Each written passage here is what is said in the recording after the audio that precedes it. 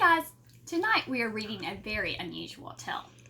It's called Helga's Dowry, a troll love story by Tomie dePaola. Now a dowry is a price that someone pays when they get married. We don't do that anymore.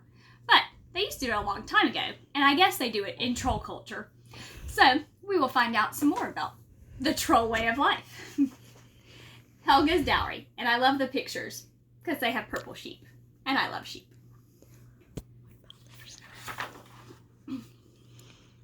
Helga was the loveliest troll in 3 parishes. But alas, having been orphaned as a troll child, she was also the poorest.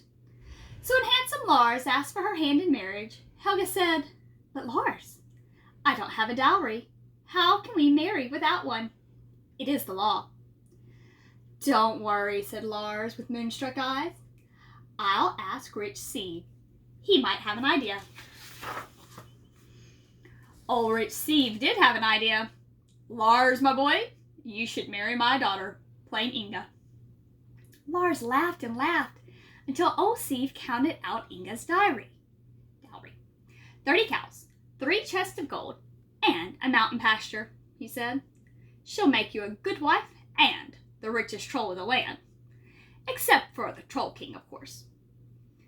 Plain Inga was so thrilled with the idea of becoming Lars's wife that she ran around telling everyone, including Helga. When Helga heard the news, she burst into tears and caused a thunderstorm. "I'm sorry, Helga," said Lars.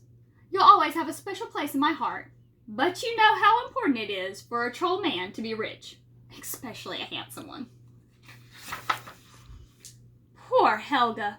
Didn't One-Eye Odin say thousands of years ago that from this heavenly throne that an unmarried maiden must wander the earth forever? Well, she sat under the bridge to think. "Oh, pish," she finally said at last. "Why should I sit here and pout? I'm a troll, and a clever one at that. I'll just go out and own my own dowry." So Helga wrote a note to Lars and asked him to wait for her. Then she put some troll things in her cupboard and into the cart, tucked up her tail, stepped into some high-sole shoes, and went hopping down the mountain to the land of the people. Some people are lazy and some people are vain. Some people are greedy. It's all Helga's gain, she hummed to herself as she clopped along. "Ah, here's a good place to start," said Helga, looking at all the piles of laundry. "And no smoke coming out of the wash-house chimney either." "Any laundry for a poor washwoman?" Helga asked the farm wife, who was there sunning herself. "I certainly have," said the farm wife. What do you charge?" Helga spied the cows in the pasture. "Do you want to take a chance?" Helga asked. "If I don't wash all your laundry by sundown, you don't owe me a penny. But if I do, you must pay me 35 cows. "Ironing too?" asked the farm wife. "Of course," said Helga. "Nothing like free laundry," hummed the farm wife, as she heaped even more laundry onto the mountains of dirty clothes. A lazy farm wife sitting in the sun, troll powder in the water and the wash is done, troll wax on the iron and the wrinkles are flat. Helga has her cows and that is that," sang Helga, climbing up the mountain with her cows. "Now for the gold," said Helga the next morning, as she put on a turban and a fancy cloak. She piled 4 wooden chests on a cart and went rumbling down the mountain into the people's marketplace. "Be young and beautiful again," cried Helga, "all for an ounce of gold." The ladies of the town, and a few men too, dropped gold rings, bracelet, watches, chains, and lockets onto the scales. "Rub this juvenile scent all over your face. Wait a few minutes and look," said Helga, passing out jars and mirrors to the customers.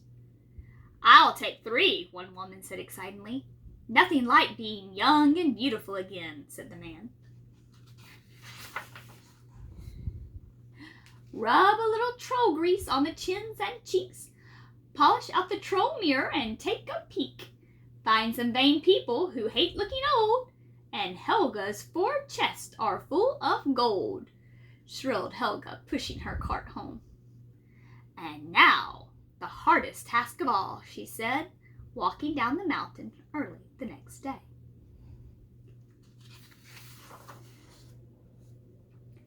She knocked on the door of the rich man's house. All those trees on the mountain here could make you twice as rich, Helga said. Twice as rich? The man asked. If they were logs, cut and split, said Helga.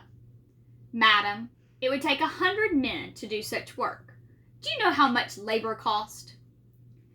I'll make you a bargain then, said Helga. If I can clear those trees all in a week, you will give me the land you're on. Madam, you're a woman, exclaimed the man.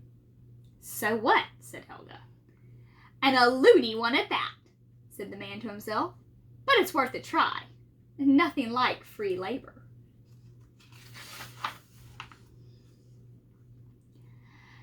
Oh, what luck to find a greedy man. And now I'll chop as fast as I can. I'll swing my troll axe so sharp and fine, and that mountain pasture will soon be mine, warbled Helga. She chopped and chopped, but the forest seemed to grow every day that Helga worked. I'd almost think there was troll foolery afoot, she said, passing and trying to catch her breath. There is, said a tree with a laugh that shook all the branches.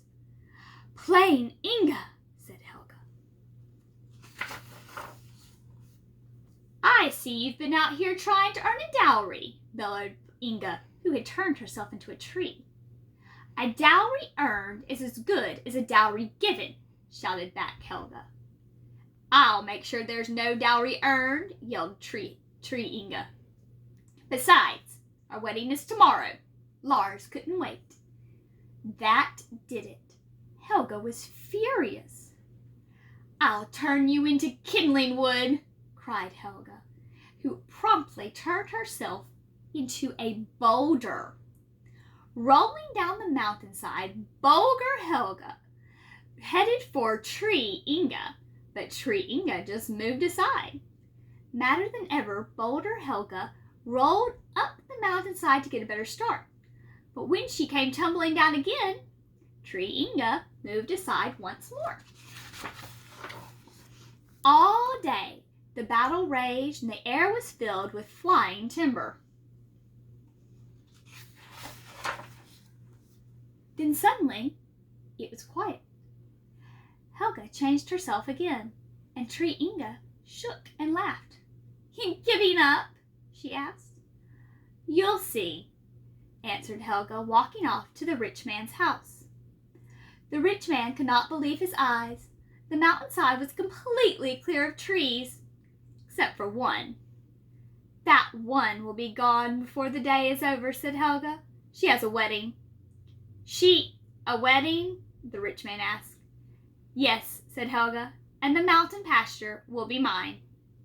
The rich man agreed. Oh, Helga, my dearest one, said Lars, who came running when he heard the news.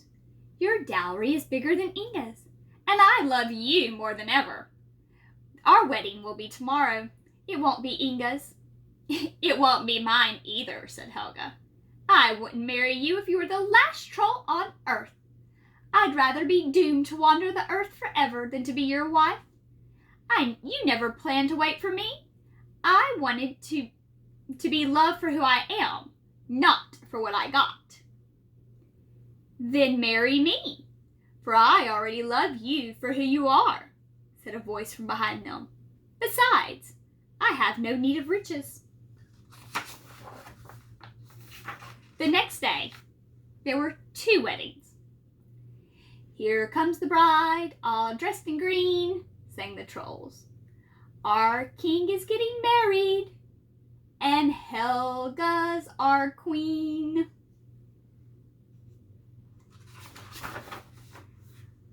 The end. So Helga ended up marrying the Troll King. The end. Because the Troll King liked Helga for who she was and not for what she had. Isn't that great? I like Helga. She went out, she got what she needed for herself, and she didn't need anyone's help but her own. Good for Helga. Fun story, huh? I will see you tomorrow. Good night.